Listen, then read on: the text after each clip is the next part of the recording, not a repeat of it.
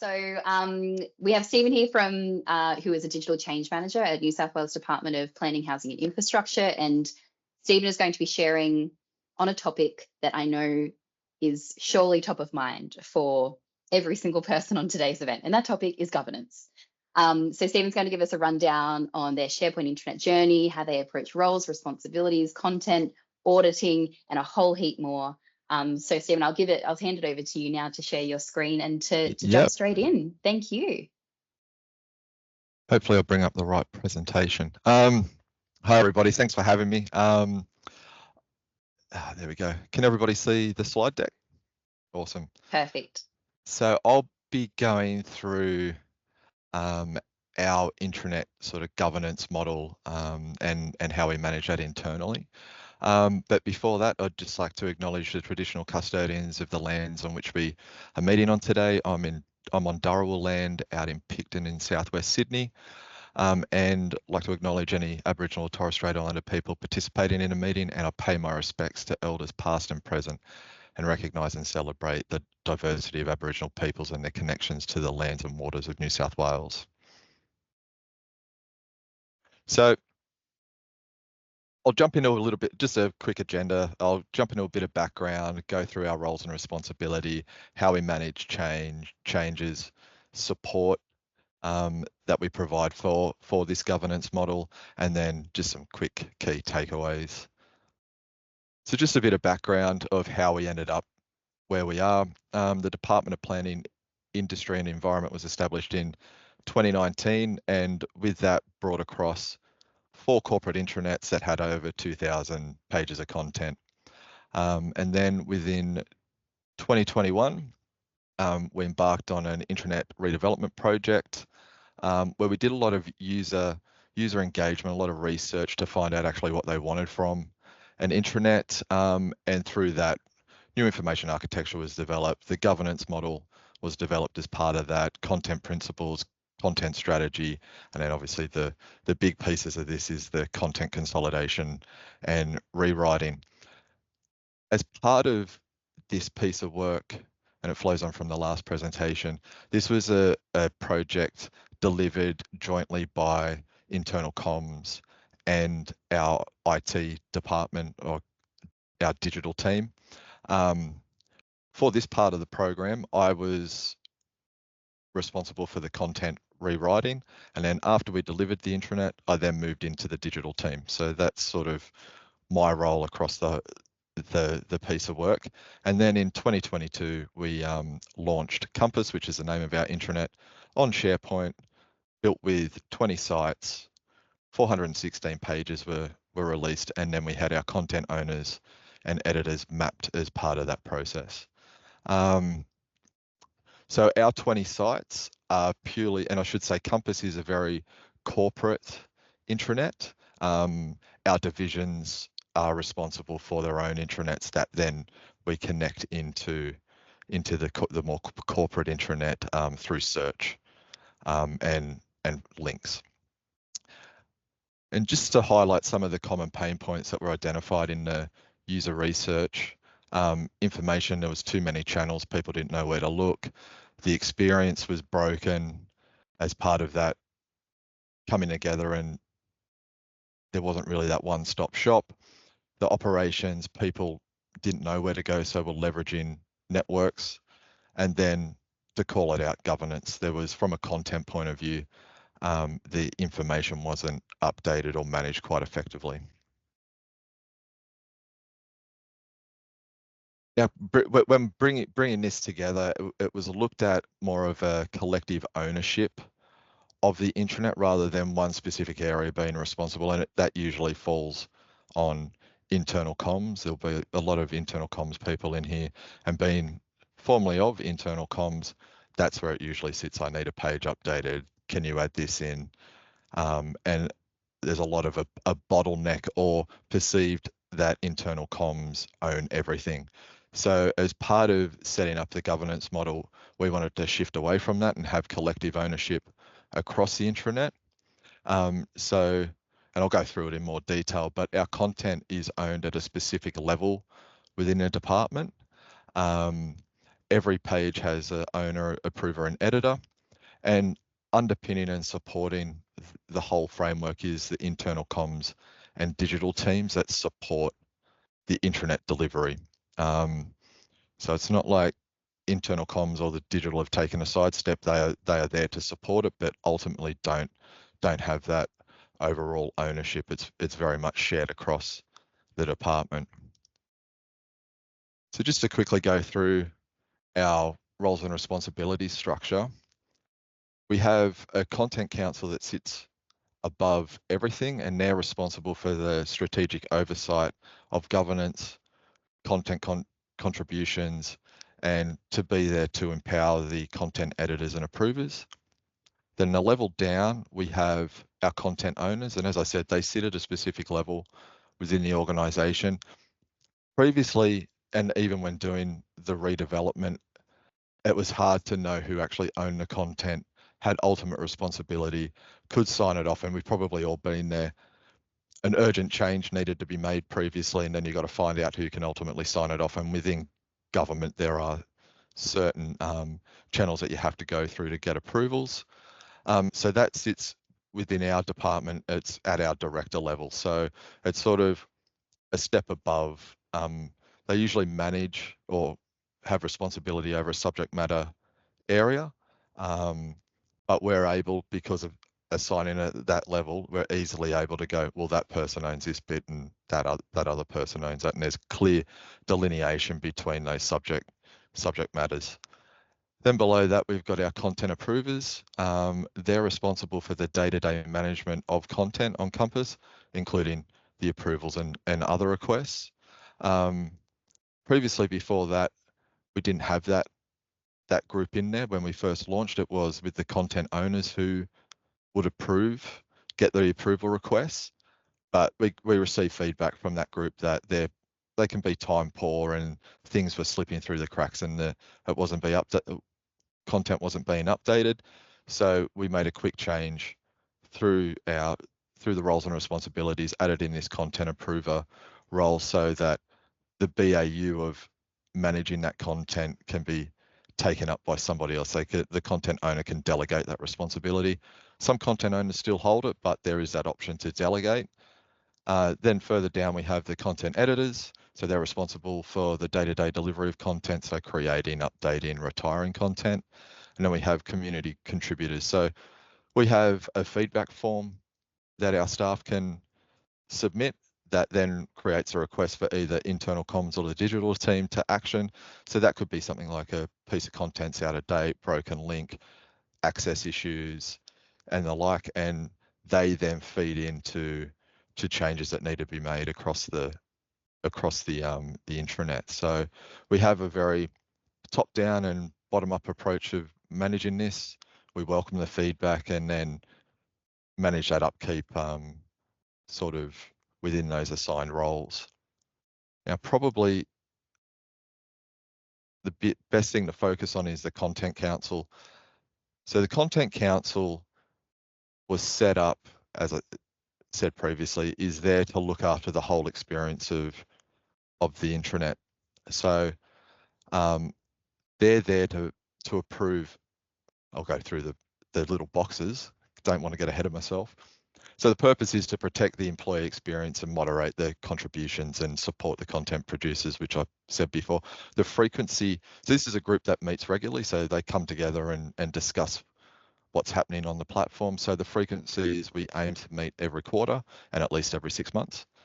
The membership, it's chaired by the internal communications and the digital team directors. So they sit above the top as co-chairs, and then we have members from each subject matter area within the business. So for us, that's usually within corporate services. So we have a corporate services representative, we have a people and culture representative, we have a legal and governance representative, and then there's a few internal comms reps, usually, and the internal comms rep is from the office of our secretary. So that membership is there so that there is an equal voice across those subject matter experts and across the business for any decisions that get made at that higher level. So the responsibilities go through to approving information architecture changes. So if somebody wants to make a change to the information architecture, they have to submit a request, which I'll go through shortly. If there's any risk coming through that we're hearing about or it's been fed up, they'll escalate that to leadership for a decision. They approve suggested changes to principles, standards, change criteria, and best practice material. So as I previously said, that approver role wasn't there before. I went away, had a think about it, then presented back of what the roles and responsibilities could be there, and had to present it back into the Content Council for approval, and then also to get that collective buy-in. And then they approve requests for new channels. So that could be a new site that somebody may want to create, especially within the ecosystem of the corporate SharePoint structure. It may be even a new Viva Engage channel for externals that came up before. So the Content Council is there at that higher level of an experience, more so than the content experience further down.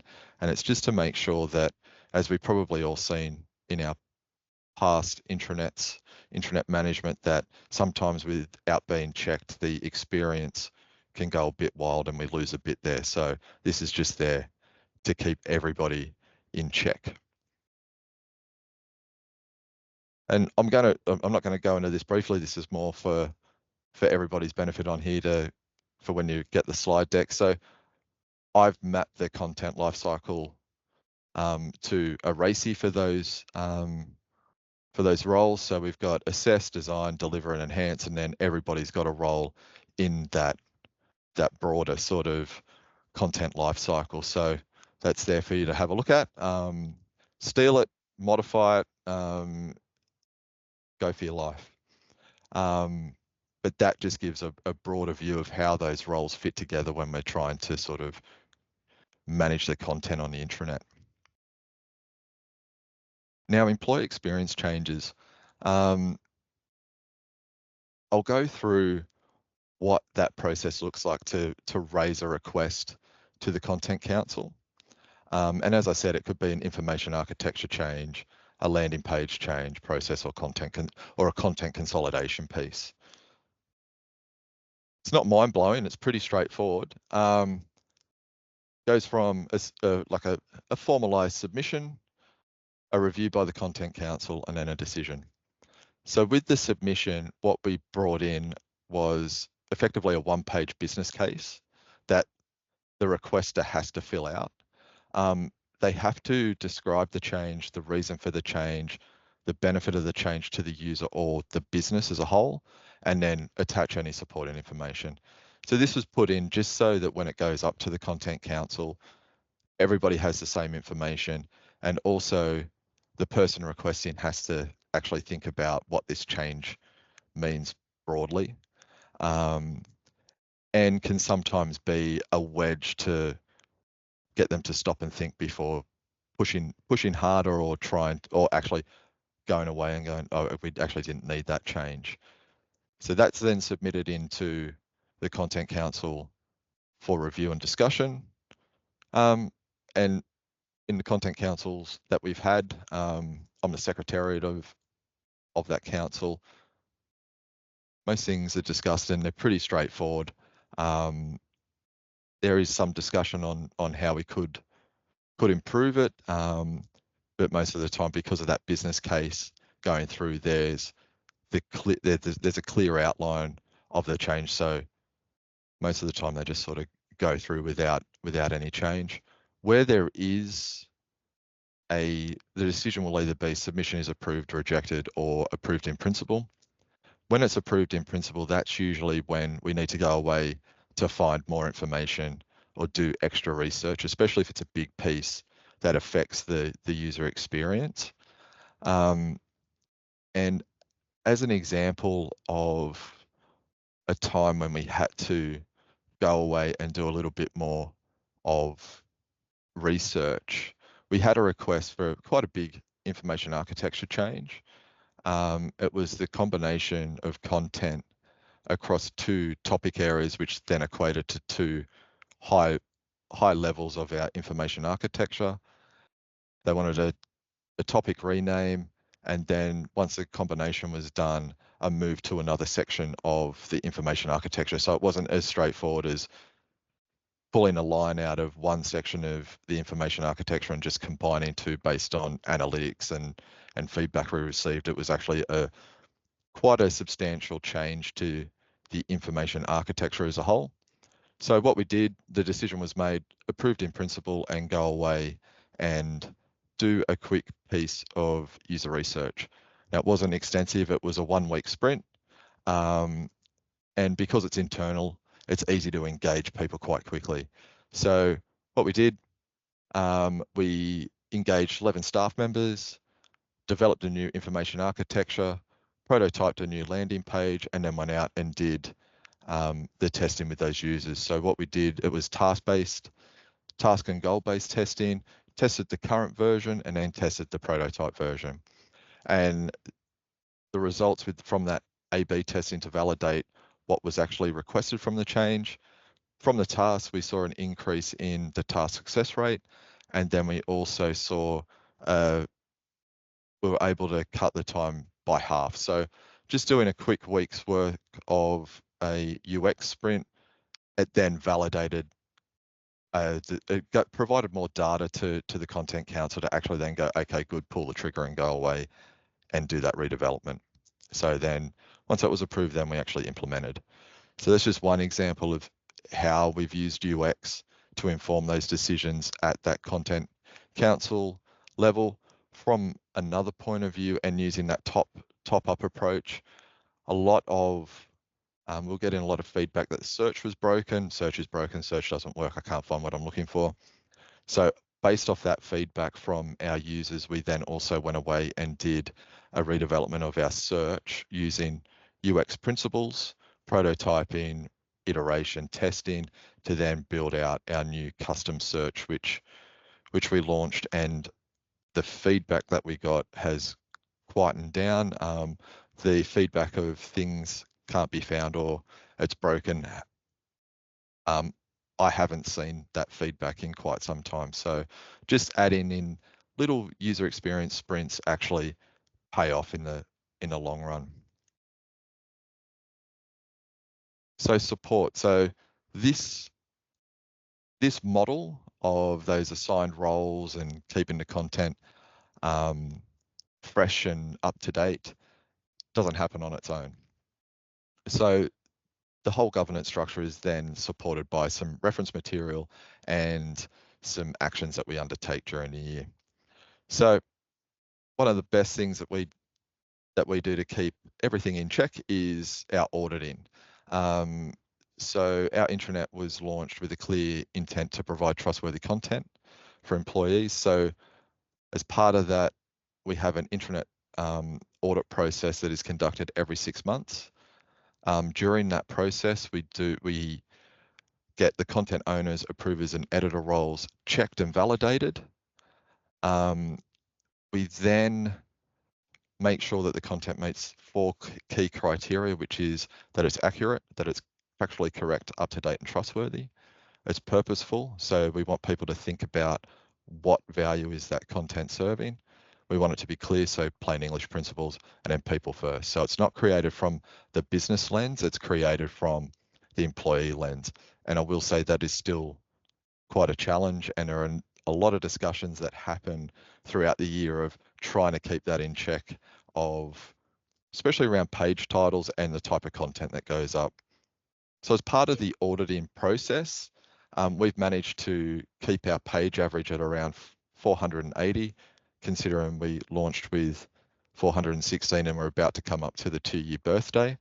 And as part of that, and sometimes we find previously, what I've found is that pages don't get archived, or they're up there and they're out of date. So as part of that, we then archive the pages, and across the 3 audits, we've had almost 150 pages archived. So the auditing is a key component of keeping everything up to date, in check, and ensuring that people are reminded of their roles and responsibilities, so owners know what they need to do, approvers and editors. Now, I don't want to go on any further without calling out our internal comms team. So our internal comms team run the audit process, and they're quite robust. They take about a month to do, with all the email contacts with owners and editors, plus they run drop-in sessions just to make sure people know what they need to do and if they have any questions. So as part of this process, they're really heavily involved to make sure that we keep on top of things. Now I'm running out of time, so I'm going to quickly go through this. So the channel strategy that we've got is there to support what goes where. So if somebody wants to put something up on the corporate intranet or Compass, we refer back to here to make our decision of where it should live. So we've got ServiceNow, which is our sort of corporate services ticketing, and we've got Viva Engage. And then as we drop down, we've got divisional and agency intranets, and then we've got we're calling them community of practices. So that could be team sites, which came up in the previous presentation. So we've got that structure. I've got a description. You can refer to that later. Our content strategy, or content principles of what our content should represent. So that helps with the creation. And as I go into final thoughts before we go into questions, the key takeaways: regular audits uphold the content experience. Change requests are managed effectively and equally with the Content Council. So there's not one area of the business that sort of can go over the top of another. So everybody has to go through the same process. We can manage organizational changes easier because we have those defined roles and responsibilities. The roles help share ownership. Internal communications and digital teams need to work closely together as they play a really important role in supporting the overall experience. We've got content workflows embedded, so that helps with embed the roles and responsibilities. We keep the user at the center of everything. And then the last one, consider adding a content council to your governance model. And that's it. Amazing. Thank you so much, Stephen. I just love the level of detail that you've gone into and how specific you've been able to break everything down. I know there was lots of chatter in the chat. We've got a lot of questions, so I'm going to jump straight into these for the next 5 to 7 minutes or so. Alrighty. So do you use a separate system to track content approvals, or do you use SharePoint's inbuilt workflow? It's a Power Automate workflow. So yeah, I'm not too sure how it works. That's up to our tech team. We went there with a problem, but it's definitely triggered through Power Automate. It leverages from memory, leverages the out-of-the-box SharePoint workflows, but just adds in that layer over the top to make sure that the approvals are going to the right place, which we manage through a SharePoint list. So we have our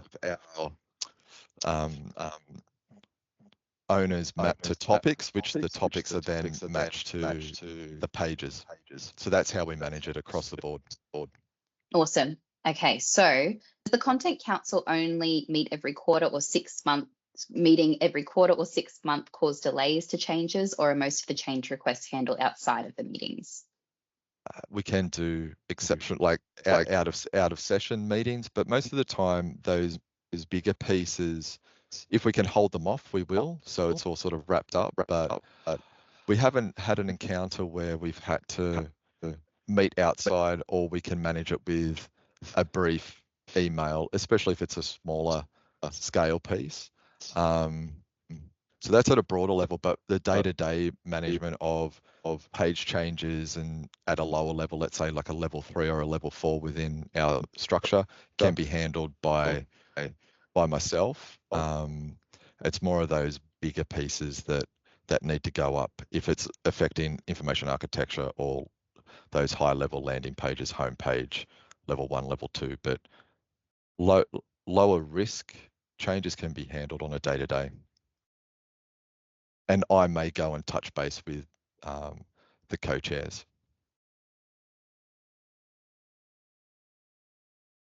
Sorry, I just noticed a few people were noting a bit of an echo. It might have been my screen sharing that caused that. How are we sounding now, everyone? Is that a bit better?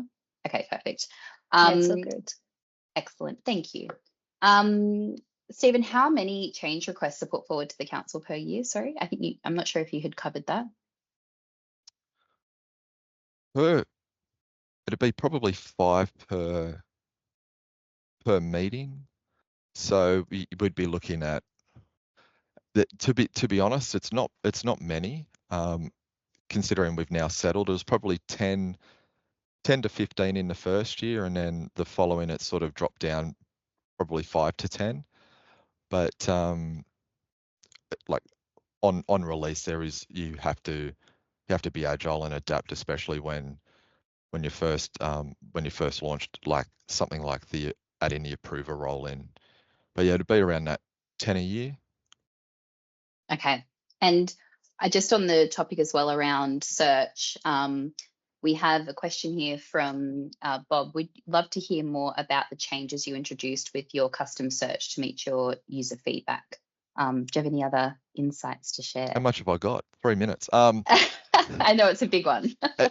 We didn't do a lot of change. We did some customization of adding filters in. So we did a left-hand filter and more of a horizontal filter for just to break it down to what people were looking for, which was web pages, files, our divisional intranets. Because we've got our divisional intranets hooked in, we made that more prominent within our search. It was and then people, but it was more about updating the look and feel to make it more intuitive, especially with the search results that were coming back, what they look like. So custom icons, making the headings more prominent, better description. So we did a lot of work around the actual search result look and feel of what was actually being returned, plus adding in more filters just to help people find what they're looking for and adding in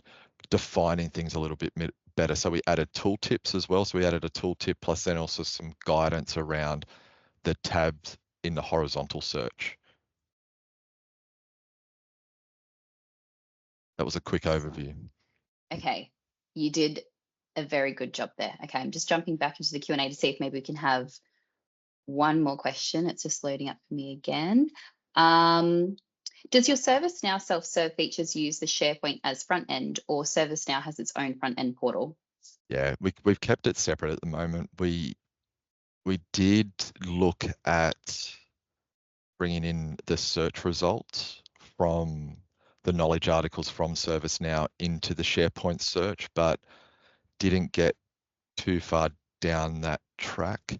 But it's integration to help people find what they were looking for and what we could do, especially from that SharePoint search. That was definitely something we're looking at, but at the moment they are kept very separate. There's no integration to raise tickets from the SharePoint site. Well, good. I'll give you maybe one last question in the last 30 seconds. So, Stephen, are your divisional agency intranets set up as private team sites, or are they communication sites that are a part of your employee-facing intranet? So they're communication sites. They are owned and managed by the internal comms teams within those areas. But what we have done, we have connected them to our search hub so that results will come up with it when somebody searches. They were able to click divisional hubs and then it'll bring up more refined results if there's more of an operational page or policy that they need to find that's not as high level as a sort of corporate one. So that's how we manage that. They're Amazing. independent. And you are perfectly on time with that one, Stephen. I just want to thank you so much again for sharing these insights and just giving us an insight of how this all works.